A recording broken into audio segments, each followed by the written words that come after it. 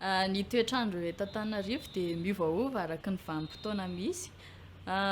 Ny toetany misy eto amin'ny Antananarivo dia mizara roa, misy ny fahavaratra sy ny ririnina. Ny fotoana fahavaratra iny dia iny koa nefa mbola misy mizara roa. Ny fizarany roa ireo dia misy ny atao hoe lohan-taona. Io lohan-taona io dia fotoana maina be, mafana ny andro dia maina. Ny lohan-taona io dia fotoana maina be izay ahafahan'ny olona manomboka miasa ireo tany. Tanimbary moa zany mazava ho azy maina ny tanimbary dia asaina ambolena vary. Io lohan-taona io dia manomboka ny volana septambra, oktobra, novambra, tapatapaky ny novambra. Manomboka amin'izay ny fahavaratra eo amin'ny tapaky ny novambra, desambra, janvier. Io fotoana io dia fotoana oram-be izay ahafahan'ny olona mamboly amin'izay satria ampy tsara ny rano eo dia mamboly ny olona. Dia izay ny fahavaratra.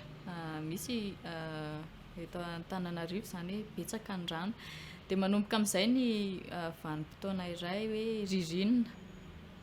Ny ririnina indray eto Antananarivo dia fotoana hoe tapany voalohany aloha ny ririnina io dia antsoin'ny olona hoe fararano izy eo, manomboka maka ny vokatra amin'izay, mampiakatra ny vokatra eny an-tanimbary amin'izay.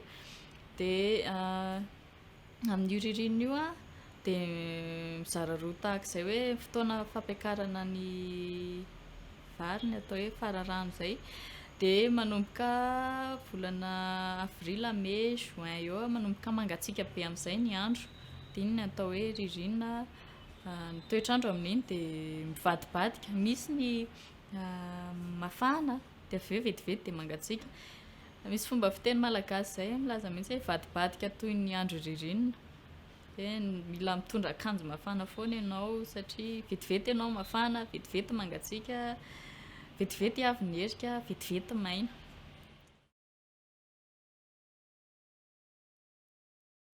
Raha ny eto Madagasikara aloha dia tena misy fahasamihafana be ny toetrandro. Izany hoe misy ny toerana tena mafana sady maina, tsisy orana zany. Dia misy koa ny faritra mafana nefa manorana be. Ary misy ny faritra mangatsiaka zany, mangatsiaka sady manoranorana. Dia ao anatin'izany ohatra eto ampovoantany zao araka le niteneniko teo am-piandohana teo hoe eto zany eo amin'ilay hoe maha-climat tropical anazy dia eto zany sady misy fotoana mafana dia misy fotoana mangatsiaka, misy fotoana misy orana. Fa raha hijery ny any amin'ny faritra atsimo any tsika dia ny any zany dia mahalana vao misy orana ny any, mahalana misy orana nefa maina be ny tany. Dia matetika hitsangana haintany zany any amin'ny faritra atsimo nosy iny. Dia raha hivadika any amin'ny faritra atsinanana indray isika, faritra Toamasina, Manakary iny any indray zany mafana koa ny andro nefa koa manorana be, amin'ny hoe climat chaud humide ny filazana azy zany any. Dia raha any amin'ny faritra andrefa Madagasikara indray zany amin'ny faritra Mahajanga sy ny karazana iny any koa zany mafana koa, tena sokajina hoe mafana indrindra fa Maiva-tanàna ohatra tena mafana fa misy orana koa, misy orana ihany koa zany amin'zareo. Dia ny any amin'ny faritra avaratra any Diego sy ny rehetra any koa zany mafana be ny andro dia manorana ihany koa.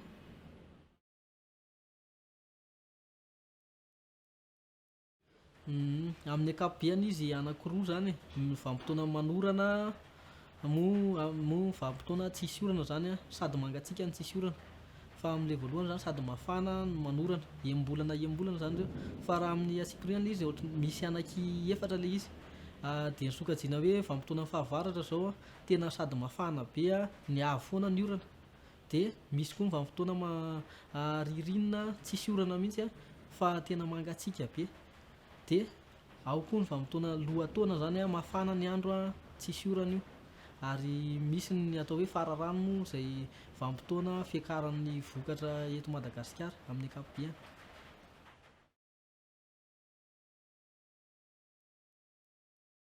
Ny volana misy ny fahavaratra sy ny ririnina.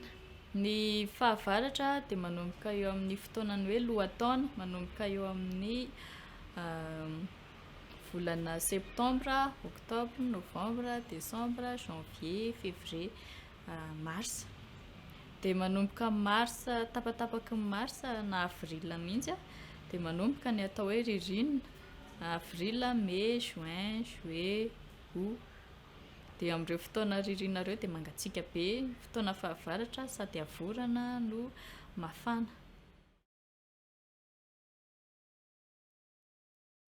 Misy ny atao eto Madagasikara, misy zany ny atao hoe espèce endémique eto amin'ny resaka biby.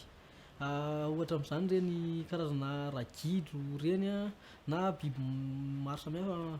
Any fa ny ragidro aloha zany tena manamarika hoe misy amin'ireny tsy fahita any ivelany mihitsy fa eto amintsika ihany no misy azy.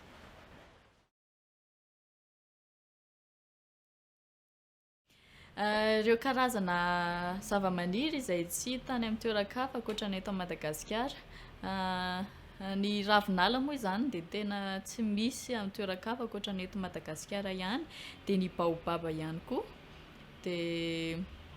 Dia misy ireo zava-maniry izay ahitana any amin'ny toeran-kafa fa saingy eto Madagasikara no ahitana azy tsara indrindra, toy ny letchi ohatra dia ny anisan'ny voankazo hoe eto Madagasikara no tsara indrindra.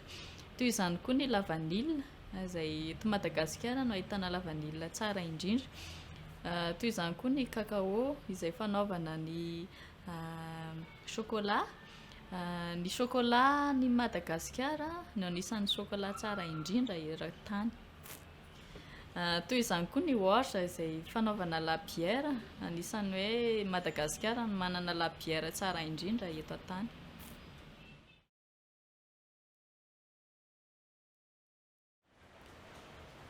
Mahakasika an'izay indray ny hoe karazana biby atahorana ho lany tamingana na zavaboary, zava-maniry atahorana ho lany tamingana, tena misy dia misy tokoa eto Madagasikara zany reny karazan-javaboary reny.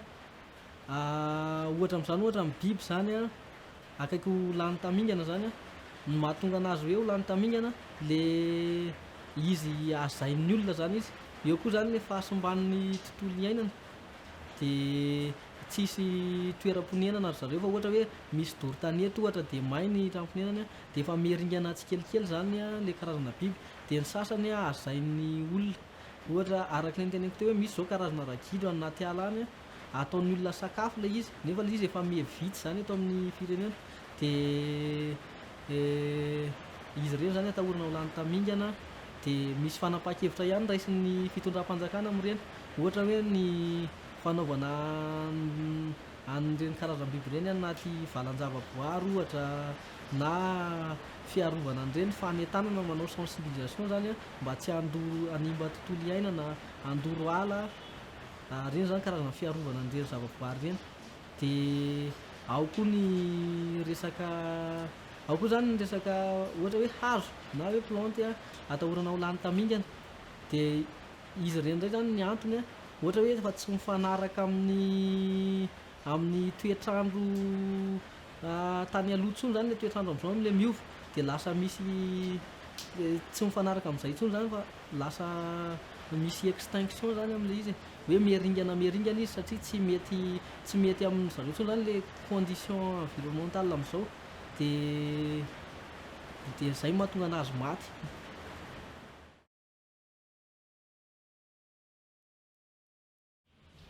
Ny ranomandry eto Madagasikara, amin'ny ankapobeny moa dia tsy misy ranomandry eto Madagasikara fa nisy fotoana kosa tamin'ny 2012 tany Antsirabe dia tena nisy ranomandry nivaingana mihitsy ny rano, ny ranonando mivoaka vao maraina mivaingana, dia toy izany koa teto Antananarivo nisy kely.